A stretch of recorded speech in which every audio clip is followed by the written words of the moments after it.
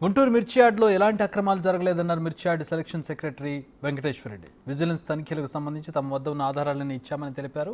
మన్నవ సుబ్బారావు ఆరోపణలో నిజం లేదని, అక్రమాలు జరిగితే ఆదాయం ఎలా పెరుగుతుందంటున్న సెక్రటరీ వెంకటేశ్వరరెడ్డితో మా ప్రతినిధి సాయి ఫేస్ టు ఫేస్.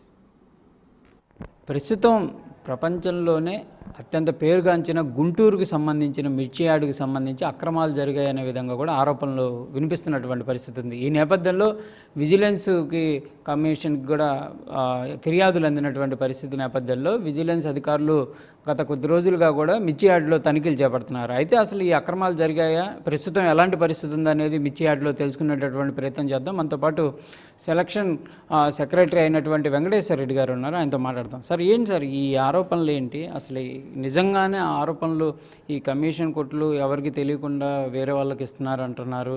ఇంకోటి, రైతులకు న్యాయం జరగకుండా పూర్తి స్థాయిలో అక్రమాలు జరుగుతున్నాయి అంటున్నారు. ఏంటి ఇది పరిస్థితి? రైతులకి అసలు అన్యాయం జరగడానికి అవకాశం లేదండి. రైతులకి వాళ్ళు తెచ్చుకున్న సరుకుకి అదే రోజు సాయంత్రం డబ్బులు ఎట్టి పరిస్థితుల్లో కమిషన్దారులు చెల్లించున్నారు. ఇప్పటి వరకు రైతులు మాకు పేమెంట్ అందలేదు అని మాకు ఇంతవరకు లిఖితపూర్వకంగా ఒక కంప్లైంట్ కూడా వచ్చి ఉండలేదు. అలాగే కమిషన్దారులు అక్కడ 600 మంది చెల్లెలు ఉన్నారు. కొత్త లైసెన్సులు లేకపోవటం వల్ల ఇవన్నీ ఊరిక పుట్టిస్తున్నారు, కానీ యాక్చువల్గా మా ఆదాయం తగ్గడం కానీ అటువంటిది ఏమి లేదు. జీరో జరగటం అనేది కనుక ఉంటే గత 3 ఏళ్లలో గణనీయంగా ఆదాయం పెరిగిందండి. గతంలో 60 లక్షల కోట్లు మించి ఎప్పుడు జరిగి ఉండలేదు. అటువంటిది కరోనా టైంలో 40 కోట్లే వచ్చింది.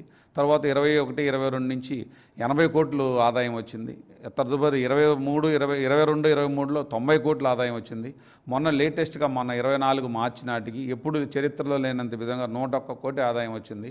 జీరోలు కానీ ఇటువంటివి ఉంటే ఆదాయం తగ్గుతుంది, కానీ పెరగడానికి అవకాశం లేదు. కాబట్టి ఇది ఇక్కడ ఎటువంటి అవకతవకలు కానీ ఇటువంటివి జరగడానికి అవకాశమే లేదని ప్రస్తుత పరిస్థితుల్లో.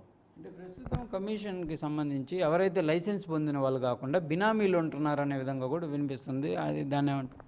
బినామీలు అయితే ఎవరు ఉండరండి. ఈ కమిషన్ దారులు కొంతమంది ఇప్పుడు కొత్త లైసెన్సులకి గతంలో అప్లై చేస్తున్నారు 3 ఏళ్ల క్రితం. ఈ 3 ఏళ్ల నుంచి కొత్త లైసెన్సులు ఎటువంటి ఇవ్వలేదు.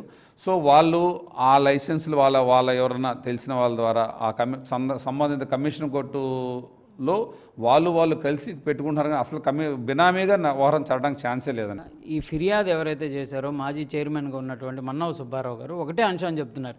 ఈనాం రూల్స్ ఏవైతే ఉన్నాయో అవి పాటించడం లేదు, ప్రతిదీ ఆన్లైన్ రికార్డ్ అవ్వట్లేదు, కాబట్టే ఈ అక్రమాలు జరుగుతున్నాయి. 2000 కోట్ల వరకు అక్రమం జరిగింది మిర్చి యార్డులో అన్నారు.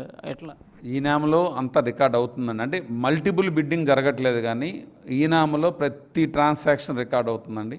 అసలు మన టర్నోవరే హయ్యెస్ట్ మొన్న 100 కోట్లు టచ్ అయిందండి. అసలు అటువంటిది 2000 కోట్లు అనేది అది అవకాశమే లేదండి. ఏమన్నా ఈ తనిఖీల్లో ఏదన్నా గుర్తించారా? అధికారులు మీ దృష్టికి తెచ్చారా ఇలాంటివి జరుగుతున్నాయని? ఏమన్నా ప్రస్తుతానికి రికార్డ్ తీసుకెళ్లారండి, మనం తనిఖీ చేశారు. ఇంకా వాళ్ళ రిపోర్ట్ కానీ ఏమీ లేదు. వాళ్ళు రిపోర్ట్ ఇచ్చిన తదుపరి అటువంటి ఏదన్నా వాళ్ళు గుర్తించినా సరే ఎటువంటి చర్యలు జరగకుండా, అవకతవకలు జరగకుండా మేము కట్టుదిట్టమైన చర్యలు తీసుకుంటాము. ఇది ప్రధానంగా కూడా మిర్చి యార్డులో ఎలాంటి అక్రమాలు కానీ అవినీతి కానీ జరిగిన పరిస్థితులు లేవనే విధంగా కూడా యాడ్ సెలక్షన్ సెక్రటరీగా ఉన్నటువంటి వెంకటేశ్వరరెడ్డి చెప్తున్నారు. ఆదాయం గమనీయంగా పెరుగుతుంది. 100 కోట్లను క్రాస్ అయ్యామంటే అవినీతి కానీ అక్రమాలు జరిగితే ఇంత ఆదాయం ఎక్కడి నుంచి వస్తుంది? ప్రతిదీ కూడా ఆన్లైన్ రికార్డు ఉంటుంది, ప్రతిదీ కూడా మెయింటైన్ చేస్తున్నాము. ఈ తనిఖీలు జరిగినప్పుడు కూడా కొన్ని వాళ్ళు డాక్యుమెంటేషన్ తీసుకెళ్లారు. ఎక్కడ 2000 కోట్ల రూపాయలు ఏదైతే ఆరోపణలు వస్తున్నాయో అంత అవినీతి జరిగే పరిస్థితే లేదు అనే విధంగా కూడా ఆయన అయితే ఖండిస్తున్నటువంటి పరిస్థితి ఉంది. ప్రస్తుతం అయితే రైతులంతా కూడా తమ ఆనందాన్ని వ్యక్తం చేస్తున్న పరిస్థితులు ఉన్నాయి. వారు రోజువారీ కార్యక్రమాలు కూడా ఇక్కడికి వచ్చి చేసుకుంటున్నారు. ఎవరు కూడా ఇబ్బంది పడుతున్నటువంటి పరిస్థితి లేదు. ఇంకోటి, బినామీలుగా ఉన్నటువంటి ఏజెన్సీలు ఏవైతే ఉన్నాయో ఇవన్నీ కూడా ఆరోపణలే తప్పితే ఎక్కడా కూడా రుజువు లేదనే విధంగా కూడా చెప్తున్నటువంటి పరిస్థితి ఉంది. కెమెరామెన్ సిద్ధుతో సాయి శంకర్.